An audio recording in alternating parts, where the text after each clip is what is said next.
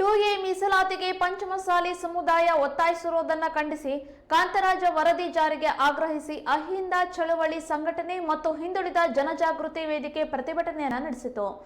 ಜಿಲ್ಲಾಧಿಕಾರಿ ಕಚೇರಿ ಎದುರು ಪ್ರತಿಭಟನೆಯನ್ನು ನಡೆಸಿ ಹಿಂದುಳಿದ ವರ್ಗಗಳ ಸಾಮಾಜಿಕ ನ್ಯಾಯಕ್ಕೆ ಬದ್ಧರಾದ ತಾವುಗಳು ತಡ ಮಾಡದೆ ಕಾಂತರಾಜ್ ಆಯೋಗದ ವರದಿಯನ್ನ ಚಾಚು ತಪ್ಪದಂತೆ ಜಾರಿಗೆ ತರುವುದಕ್ಕೆ ಅಗತ್ಯವಾದ ಎಲ್ಲಾ ಕ್ರಮವನ್ನ ಕೈಗೊಳ್ಳಬೇಕೆಂದು ಮನವಿ ಪತ್ರವನ್ನ ಜಿಲ್ಲಾಧಿಕಾರಿಯ ಮೂಲಕ ಸರ್ಕಾರಕ್ಕೆ ಸಲ್ಲಿಕೆಯನ್ನ ಮಾಡಿದರು.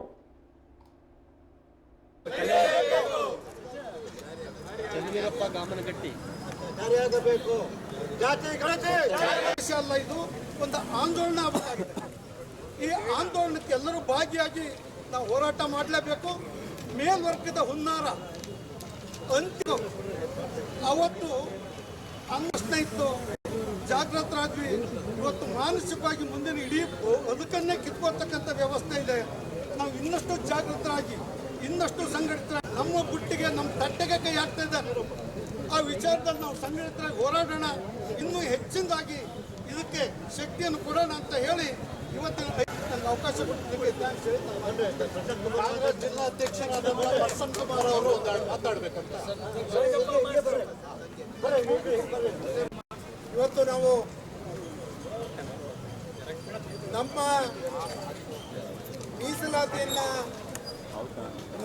ಕಸಿದುಕೊಳ್ಳ ಸಂವಿಧಾನದಲ್ಲಿ ಯಾರು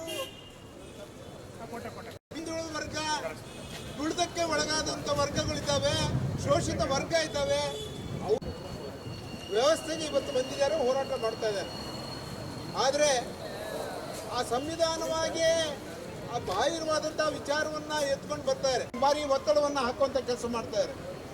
ನಾವು ಕೇಳ್ತಾ ಇರೋದು 2A ನಲ್ಲಿ ಯಾರು ಈ ಇರೋರಿಗೆ ನಮಗೆ ಮೀಸಲಾತಿ ಕಡಿಮೆ ಆಗಿದೆ, ಇನ್ನೂ ಇದು ಸಂವಿಧಾನ ಬಾಹಿರವಾದಂತದ್ದು, ಆದ್ರಿಂದ ಇದಕ್ಕೆ ಕೊಡಕ್ಕಾಗಲ್ಲ ಅಂತ ವಿಚಾರನ ಹೇಳಿದ್ದಾರೆ.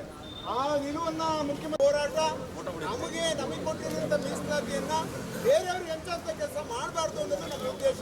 ಹಾಗಾಗಿ ಏನು ಸುಮ್ಮನೆ ಅಲ್ಲಿ ಕೂತ್ಕೊಂಡು ಎಲ್ಲೋ ಬೇರೆಯವ್ರಿಗೆ ಹಂಚಿಕೂಡ್ದು, ನಮಗೆ ಕಾಂತರಾಜ್ ವರದಿ ಏನು ಜನಗಣತಿಯಾಗಿದೆ ಅದು ಜಾರಿಯಾಗಬೇಕು.